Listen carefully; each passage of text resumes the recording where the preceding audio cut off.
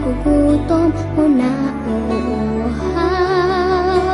Sana'y hindi na gumagabi o umaaraw.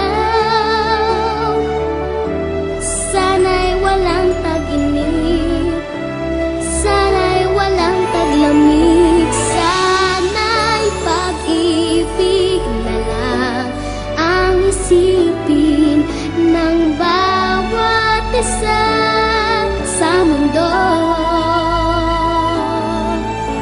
Sana'y pag-ibig na lang ang isipin, sana'y magkatotoo.